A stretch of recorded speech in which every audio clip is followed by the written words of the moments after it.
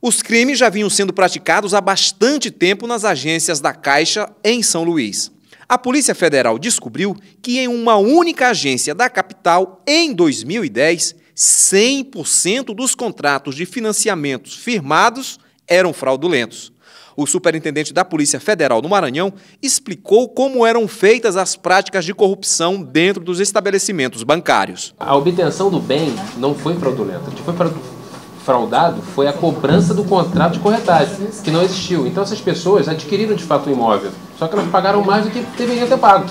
E o que é pior, essas pessoas também eram obrigadas a pagar taxas para adquirir um imóvel absolutamente desnecessárias, uma vez que essas taxas se referiam à intermediação do negócio, o que de fato não ocorria na maioria das vezes. As pessoas naturalmente procuravam a Caixa Econômica para adquirir um imóvel e eram instadas a assinar um contrato de intermediação.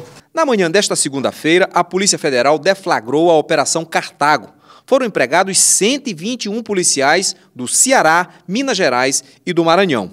Eles cumpriram 37 mandados de busca e apreensão, 18 mandados de condução coercitiva e 7 comunicação de suspensão de função pública. O delegado responsável pela Operação Cartago lembrou que em 2005 a Caixa criou a figura do correspondente bancário e que em 2009 eles passaram a realizar serviços imobiliários. E aí foi quando começaram as práticas ilegais.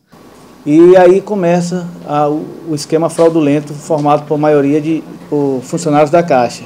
Então, os gerentes começaram a criar empresas em nome próprio e em nome de parentes próximos, filhos, irmãos, pais, né, que passaram a prestar esse serviço para a Caixa, quando os próprios normativos da Caixa já proibiam esse tipo de conduta.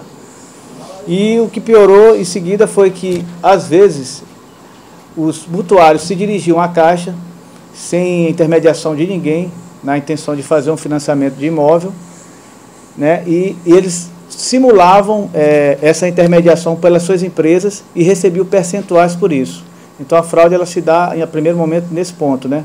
Simulação de intermediações de contratos imobiliários feitos por empresas particulares que nunca existiram. Durante as investigações, a polícia encontrou verdadeiros escritórios montados dentro das agências da Caixa Econômica. Essas empresas fraudulentas utilizavam toda a infraestrutura da Caixa Econômica, como mesas, computadores, inclusive alguns funcionários dessas empresas tinham senhas exclusivas da Caixa Econômica. O coordenador da operação disse ainda que foram investigados cerca de 5.000 contratos fraudulentos e que o valor estimado é que isso tenha rendido cerca de R$500 milhão aos envolvidos. Não satisfeitos só com a cobrança de comissões, os responsáveis pelos crimes passaram a criar empresas de construção, o que rendia ainda mais dinheiro aos investigados. Eles passaram também a criar empresas de construção civil.